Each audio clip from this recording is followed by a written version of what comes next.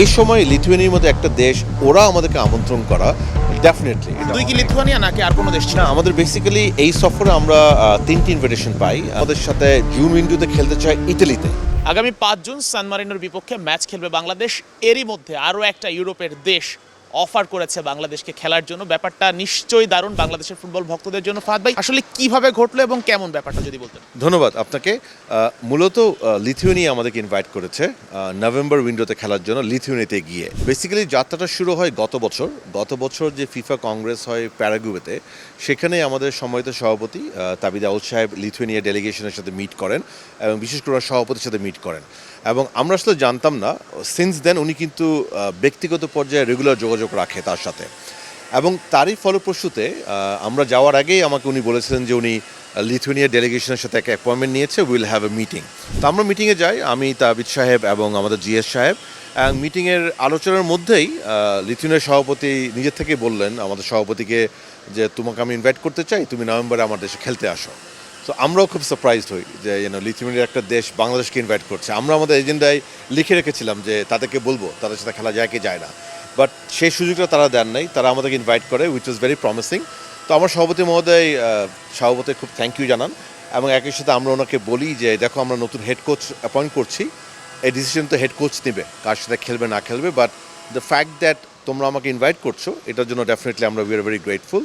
আর সভাপতি আরেকটা কথা বলেন যে নভেম্বরে তো ওয়েদারের একটা ইস্যু আছে, মানে কীরকম ঠান্ডা না হয় জানতে চান। তো তখন উনি আবার বলে যে দেখো যদি ওয়েদার ইস্যু হয় যে কোনো একটা পরের উইন্ডোতে তোমাকে আমি ইনভাইট করতে চাই, বাট আমরা চাই তোমরা এসে আমাদের এখানে খেলো। ক্রিস্টিয়ানো রোনালদোর নাম যখন চলে আসে তখন কিন্তু লিথুয়ানিয়ার নাম, লিথুয়ানিয়া, লাটভিয়া, এস্তোনিয়া এইসব দেশের সাথে রোনালদোর অনেক বেশি গোল। এমন একটা দেশের সাথে বাংলাদেশ খেলবে, মানে আপনারা অফার পেয়েছেন আপনাদের থেকে, এই ব্যাপারটা কতটা সারপ্রাইজিং ছিল? খুবই সারপ্রাইজিং, আবার একই সাথে খুবই এক্সাইটিং আমি বলতে পারবো যে, এবং খুবই গর্বের বিষয় আমি বলতে পারি। বিকজ দেখেন আমরা কিন্তু মানে অ্যাটলিস্ট আমার গত এক বছরের অভিজ্ঞতা আমি জানি হাউ ডিফিকাল্ট ইট ইজ একটা ফ্রেন্ডলি ম্যাচ অ্যারেঞ্জ করা। মানে দক্ষিণ এশিয়ার বাইরের দেশগুলির সাথে খেলাটা খুবই ডিফিকাল্ট হয় এবং এশিয়ার দেশগুলির সাথে। এর মধ্যেও দেখেন আমরা কিন্তু ভিয়েতনামের মতো দলের সাথে খেলা আয়োজন করতে সক্ষম হয়েছি এবং স্যান মেরিনোর সাথে আমরা খেলছি। সো এই সময় লিথুয়ানিয়ার মতো একটা দেশ ওরা আমাদেরকে আমন্ত্রণ করা ডেফিনেটলি। দুই কি লিথুয়ানিয়া নাকি আর কোনো দেশ ছিল? না, আমাদের বেসিক্যালি এই সফরে আমরা তিনটি ইনভিটেশন পাই। লিথুয়ানিয়া ইনভিটেশন দেয় আমাদেরকে নভেম্বর উইন্ডোতে, গ্রেনাডা আমাদের সাথে জুন উইন্ডোতে খেলতে চায় ইটালিতে যদি সম্ভব হয়। সো এটা ইটস ভেরি ডিফিকাল্ট, মানে ফ্লাইটের টাইমিং মিলিয়ে ফ্লাইটে গিয়ে স্যান মেরিনোর সাথে খেলে আবার 2 দিন গ্যাপ দিয়ে আরেকটা ভেনিউ চুজ করে খেলা। বাট গ্রেনাডা আমাদেরকে বলেছে তারা চাইলে ইটালিতে তারা আমার সাথে খেলতে চান। এবং ফিলিপিন এফএ জুন উইন্ডোতে স্যান মেরিনো থেকে এসে যদি বাংলাদেশে খেলার সুযোগ হয় সেই ব্যাপারে তারা ইচ্ছা পোষণ করেছে।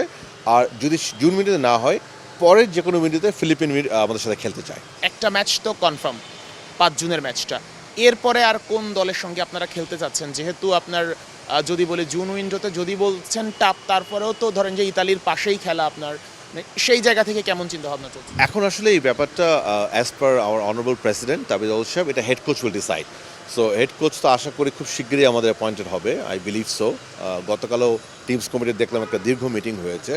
So I believe as soon as the head coach decide definitely পুরো ক্যালেন্ডার নিয়ে ওনার সাথে আলাপ আলোচনা হবে যে জুন উইন্ডোতে আমাদের এটা আছে, সেপ্টেম্বরে আমাদের সাফ আছে, এবং ডেফিনেটলি হেড কোচের একটা প্ল্যান থাকবে যে উনি কখন কোন দেশের সাথে খেলতে চান।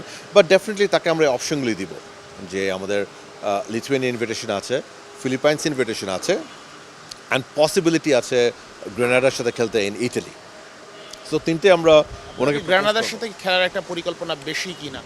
আমি এটা ঠিক জানি না, বিকজ গ্রেনাডার সাথে যে চ্যালেঞ্জের লজিস্টিক্যাল চ্যালেঞ্জটা, বিকজ দেখেন ইটালি তো আমাদেরও ভেনিউ না তাদেরও ভেনিউ না। সো ওনারা জাস্ট জানতে চেয়েছে যে তোমরা কি খেলতে পারবে নাকি আমাদেরকে বলো, তাহলে ওরা ভেনিউটা যোগাযোগ করবে এবং আমাদেরকেও বলেছে তোমরাও যদি দেখো কোনো জায়গায় ভেনিউ অ্যারেঞ্জ করা যায় নাকি। সো অনেস্টলি বলি গ্রেনাডারটা একটু ডিফিকাল্ট, বিকজ আরেকটা দেশে ভেনিউ ম্যানেজ করে একটা ফ্রেন্ডলি ম্যাচ অরেঞ্জ করা, একটা কী হয় জানেন, যদি আপনি নর্মাল একটা ম্যাচ করতে চান দ্যাটস এ ডিফারেন্ট থিং, বা যে মুহূর্তে আপনি একটা ফিফা ফ্রেন্ডলি করতে চান সেখানে ম্যাচ কমিশনের ইস্যু আছে, ফিফা স্ট্যান্ডার্ড রেফারির ইস্যু আছে।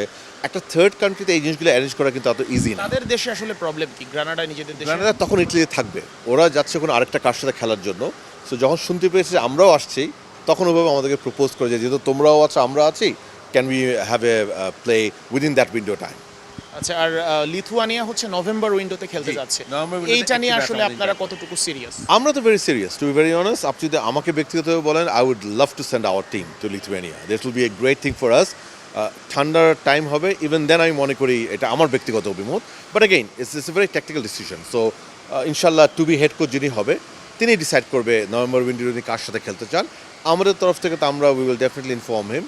এর বাইরেও যদি যিনি আসেন ওনার যদি কোনো অন্য ইন্টেনশন থাকে সেটা আমরা চেষ্টা করবো ইনশাল্লাহ। থ্যাংক ইউ ফাহাদ ভাই, অনেকগুলো তথ্য আসলে আপনার কাছ থেকে জানলাম। এবং তবে সবচেয়ে মজার ব্যাপার এবং সবচেয়ে গর্বের ব্যাপার বাংলাদেশের ফুটবল ফ্যানদের জন্য যে হচ্ছে বাংলাদেশ এত এত ইউরোপের দলের কাছ থেকে প্রস্তাব পাচ্ছে, এবং নিশ্চয়ই বাংলাদেশ শিডিউলও ঠিক করে ফেলবে এবং হামজা জামালদের পদচিহ্ন একে একে ইউরোপের বিভিন্ন দেশে পড়তে থাকবে লাল সবুজ জার্সি গায়ে। শেখ আশিক, ৭১, ঢাকা।